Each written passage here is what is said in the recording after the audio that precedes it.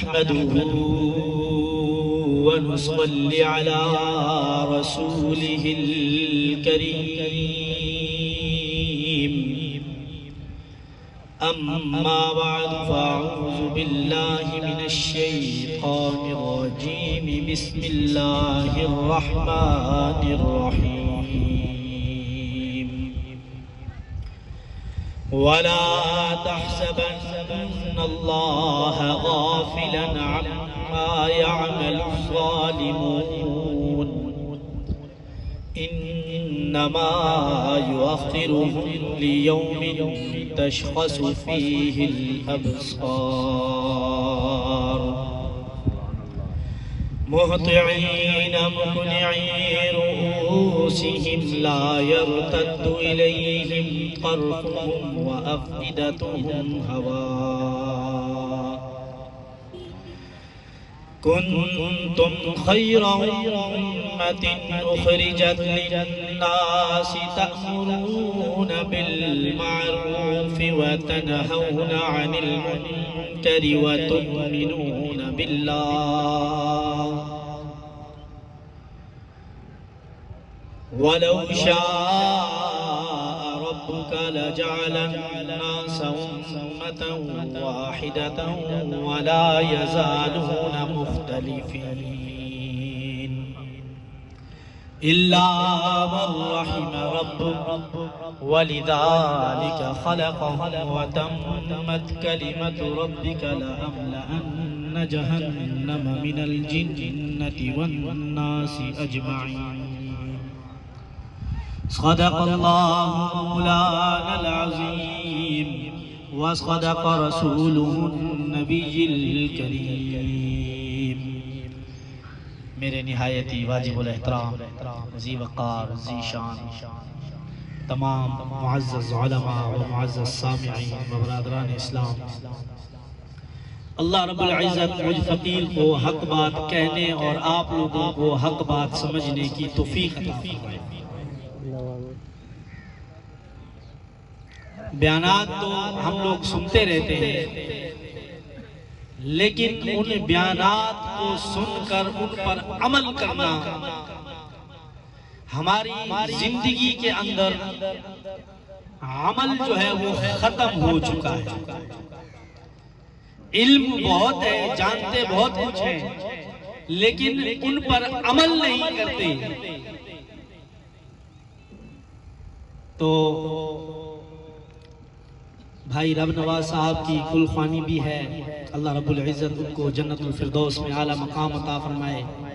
بہت اچھے اور نیک انسان تھے، اکثر ان سے ملاقات ہوتی رہتی تھی، گفتگو کرتے تو لگتا کہ جیسے محبت نکھر رہی ہے ان کے الفاظ سے، بات کرتے تو لگتا کہ جیسے موتی نکل رہے ہوں زبان سے۔ کئی مرتبہ اتفاق ہوا ان سے ملاقات کا، آتے رہتے تھے ان کے پاس، ادارے کے سلسلے میں، مدرسے کے تعاون کے سلسلے میں کئی مرتبہ ملاقات ہوئی ان سے، دل کھول کر تعاون کرنے والے انسان تھے۔ کسی کے توسط سے پہلی ملاقات ہوئی تو میں نے جو آپ لوگوں کی خدمت میں چند آیات قرآن پاک کی پیش کی ہیں، میں انہی کا ترجمہ اور مفہوم اگر آپ لوگوں کو سمجھا دوں اور اس پر آپ عمل کر لیں، صرف 3 آیاتیں پڑھی ہیں میں نے، صرف ان پر عمل کر لیں تو آپ لوگوں کی دنیا بھی اچھی اور آخرت۔ قرآن تو دور رہ گیا، پورے قرآن پر عمل کریں گے تو سبحان اللہ۔ اسی طرح اپنی زندگی میں ایک ایک قرآن کی آیت پر عمل کرنا شروع کر دیں۔ ہر موضوع پر قرآن کی آیت اتری ہے۔ اللہ رب العزت قرآن پاک میں فرما رہے ہیں کنتم خیر امت، کہ تم بہترین امت ہو، تم لوگوں کی نفع رسانی کے لیے بھیجے گئے ہو، تم لوگوں کو بھلی باتوں کا حکم کرتے ہو اور ان کو بری باتوں سے منع کرتے ہو اور اللہ پر ایمان رکھتے ہو۔ سبحان اللہ. اسی کے ساتھ پھر آگے فرما رہے ہیں منہم المؤمنون و اکثرہم الفاسقون، کہ مومن تھوڑے اور فاسق زیادہ ہیں. فاسق کون ہے؟ باغی، سرکش، اپنی من چاہی زندگی گزارنا، اپنی سوچ کے مطابق زندگی گزارنا. جو شیطانی خیال اور وسوسہ آیا، شیطان کی ماننا، اللہ کی نہ ماننا. آج ہم اپنے گریبان میں جھانکیں، دیکھیں کہ ہم اللہ کی کتنی مان رہے ہیں. ہم اللہ کے ہر حکم کے اپوزٹ چل رہے ہیں. اللہ کا حکم کچھ ہے، ہم کچھ کر رہے ہیں. لیکن سن لو مسلمانوں کہ اللہ نے اپنے قرآن میں فرما دیا ہے وَلَا تَحْسَبَنَّ اللَّهَ غَافِلًا عَمَّا يَعْمَلُ الظَّالِمُونَ، کہ اللہ کو اپنے اعمالوں سے بے خبر مت سمجھو، اللہ کو غافل مت سمجھو.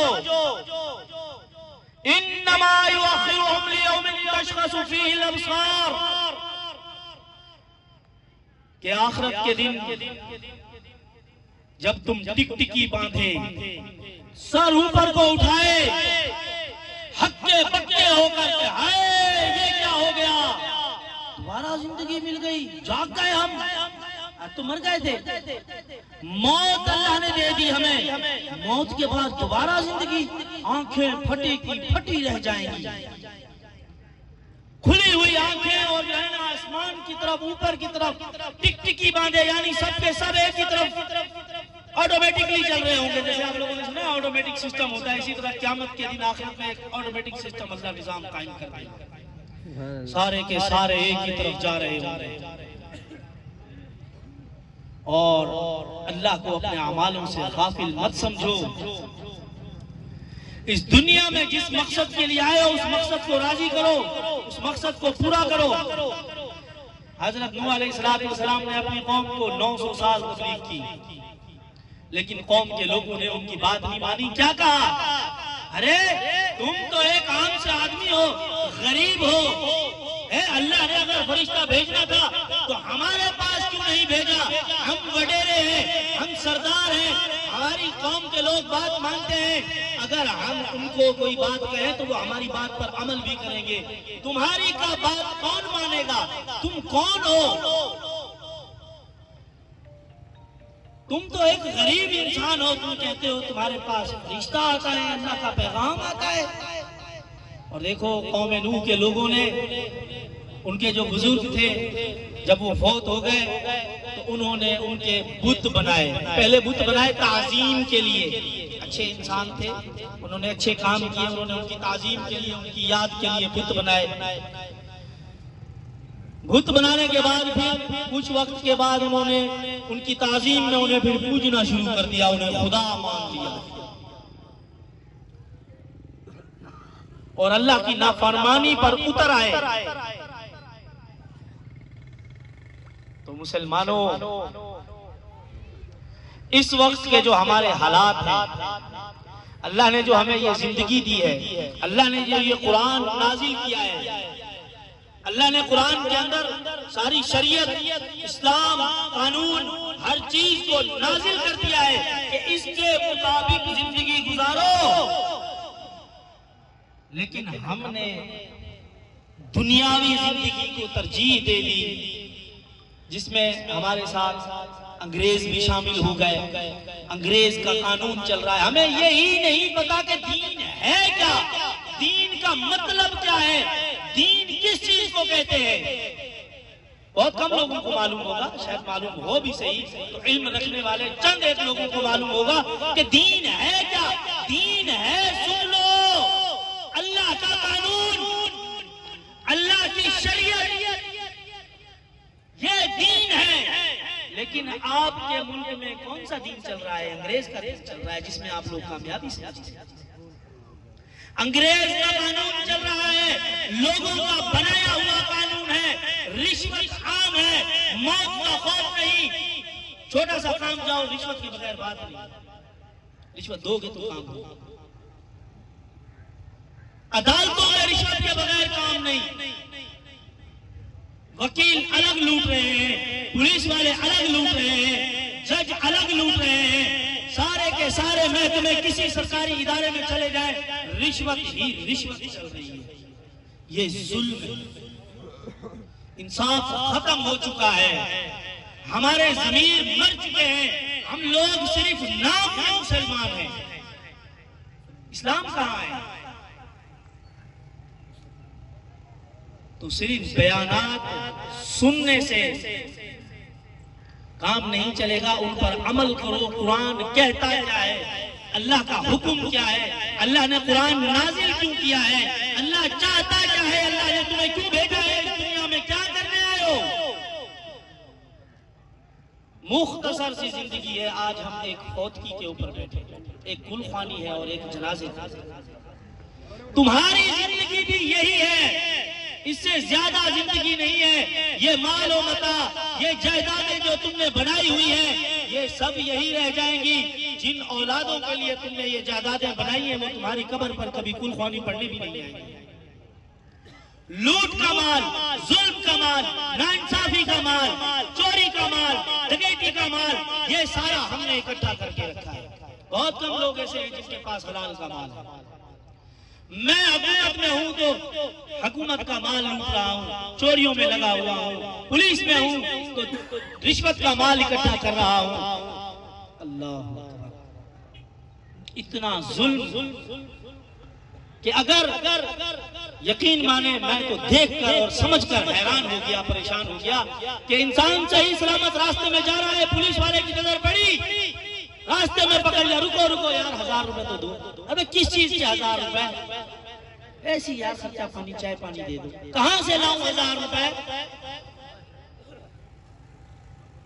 नहीं दोगे तो चिपट जाएगा, पकड़ लेगा, दे दो यार। और नहीं दिए तो फिर आपका काम पड़ गया, थाने गए, फिर तुम्हारे को बताएगा उस दिन 1000 रुपए मांगे थे ना, नहीं दिए थे, दे देते तो आज तुम्हारा काम हो जाता, 1000 और मिलता, काम हो जाता। जुल्म की इंतहा है। तो अल्लाह को राजी करो, इस दुनिया में जिस मकसद के लिए आए हो उस मकसद को पूरा करो। ये हमारे मुल्क के अंदर जो अंग्रेज का कानून चल रहा है, ये अंग्रेज की तालीम चल रही है, आज हम अपने बच्चों को अंग्रेज की तालीम देने पर कामयाबी समझते हैं, कुरान की तालीम में नाकामी है। क्यों जी? पैसे नहीं मिलेंगे मौलाना साहब को। अगर मौलाना बन गया हमारा बेटा, हाफिज बन गया, तो थोड़ा सा वजीफा मिलेगा कहीं मस्जिद में इमामत करने का, लेकिन दुनियादारी में ज्यादा पैसे मिलेंगे। तो समझ लो इस बात को कि अल्लाह जब किसी पर नाराज होता है तो उसे बहुत ज्यादा माल और मता अता कर देता है, बहुत ज्यादा। तो हम लोग क्या कहते हैं कि जी अल्लाह इस बंदे पर राजी हो गया। ये हमारी सोच है कि जिसे अल्लाह ज्यादा माल अता करते हम कहते हैं अल्लाह इस पर राजी हो गया। नहीं, बल्कि अल्लाह जिसे बहुत ज्यादा अता कर दे, समझो अल्लाह उस पर नाराज हो गया। अल्लाह ने उसे दुनिया दे दी और आखिरत में अब उसका कोई हिस्सा नहीं। तो हदीस शरीफ आखिरी में आप लोगों की खिदमत में पेश करके इंशाअल्लाह वक्त भी मुख्तसर 10 मिनट दिया गया था, वक्त पूरा हो गया। बात तो पूरी समझाना चाहता था, मौजू तो बहुत लंबा था, बहुत आगे जाना चाहता था, लेकिन वक्त की कमी है। अल्लामा साहब भी तशरीफ फरमा है और भी साथी, शायद उनको भी वक्त देना होगा। तो मुख्तसर अल्फाज में मैंने जो समझाया है उस पर अमल करो, जो अल्लाह का हुक्म है उस पर अमल करो। हदीस शरीफ का मफ़हूम है कि करीब एक जमाना ऐसा आने वाला है, वो आ गया है, यही जमाना है, देख लो। एक जमाना ऐसा आने वाला है कि लोग उलमा और फुक़हा से दूर भागेंगे। देखेंगे वो मौलवी साहब आ रहा है, रास्ता बदली करो, शैतान लेके जाएगा। शैतान बैठा है कुंडली मार के सिरातुल मुस्तकीम वाले रास्ते पर आप लोगों को गुमराह करने के लिए। इस गलत फहमी में मत रहो कि शैतान अपना काम नहीं कर रहा, खामोश बैठा है। बहुत अच्छे तरीके से काम कर रहा है वो अपना, अल्लाह को चैलेंज करके वो उसने ये काम शुरू किया है। एक जमाना ऐसा आएगा कि लोग उलमा और फुक़हा से दूर भागेंगे। तो अल्लाह रब्बुल इज्जत फिर उन्हें तीन, अल्लाह उनके रिज़्क़ से बरकत उठा लेगा। नंबर 2, अल्लाह उन पर जालिम وہ ہو چکے مسلمانوں تم پر، تمہارے رزق میں مال میں برکت ختم ہو چکی، لاکھوں کروڑوں روپے ہیں تمہارے پاس، لیکن تمہارا گزارا نہیں ہوتا، اور مال کی محبت اور مال کی چاہت اور بٹورنے کے چکر میں لگے ہوئے ہو۔ نمبر 3، وہ بے ایمان موت مریں گے، یعنی اس دنیا سے جب جائیں گے تو بے ایمان جائیں گے، ان کے دل ایمان سے خالی ہوں گے۔ استغفار پڑھو، اللہ سے اپنے گناہوں کی معافی مانگو، اور بے شک اللہ غفور رحیم ہے، معاف کرنے والا ہے۔ الا من تاب وآمن وعمل عملا صالحا فاولئک یتوب علیہم۔ تو اللہ رب العزت جب انسان اپنے گناہوں کی اللہ سے معافی مانگتا ہے تو اللہ رب العزت اس کے گناہوں کو معاف کر کے اس کی جگہ نیکیاں لکھ دیتے ہیں، وہ اتنے غفور ہیں۔ موت سے پہلے آپ کے پاس وقت ہے، استغفار پڑھ لو، اللہ کو راضی کر لو۔ جب موت آ جائے گی، وقت ختم ہو جائے گا، ٹک ٹکی باندھے سارے کے سارے اللہ کے سامنے کھڑے ہو گئے۔ وآخر دعوانا ان الحمدللہ رب العالمین۔